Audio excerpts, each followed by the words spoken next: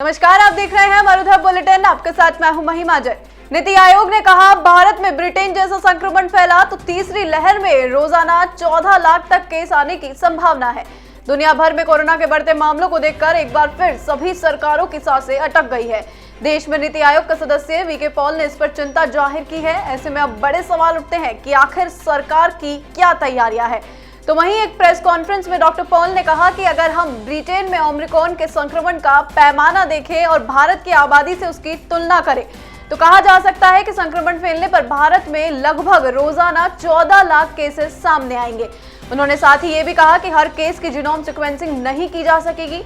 साथ ही कहा कि कोरोना के बढ़ते केस के लिए ओमिक्रॉन संक्रमण माना जा रहा है, लेकिन ये इसे लेकर अभी सारी बातें साफ नहीं हुई है।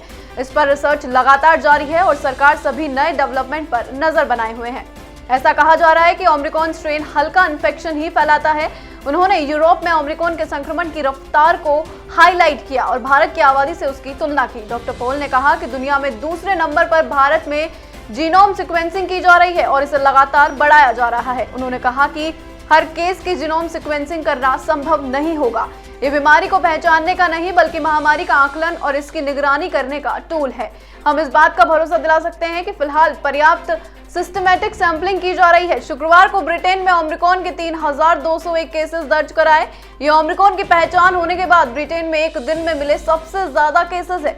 यहाँ नए वेरिएंट के कुल मामले 14,909 हो गए हैं। तो वहीं ब्रिटेन की हेल्थ सिक्योरिटी एजेंसी ने भी कहा कि देश में पिछले 24 घंटे में 93,045 कोरोना केसेस दर्ज कराए गए हैं। लगातार तीसरे दिन यहाँ सबसे ज्यादा मामलों का रिकॉर्ड बना।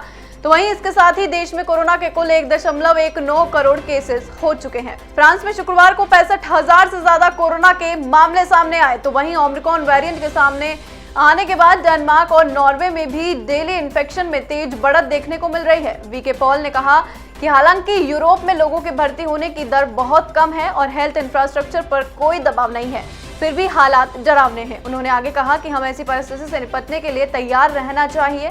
ठंडा मौसम भी वायरस का संक्रमण फैलाने में मददगार साबित होगा। हालांकि अभी हालत स्थिर है, लेकिन हमें सावधानी बरतनी होगी।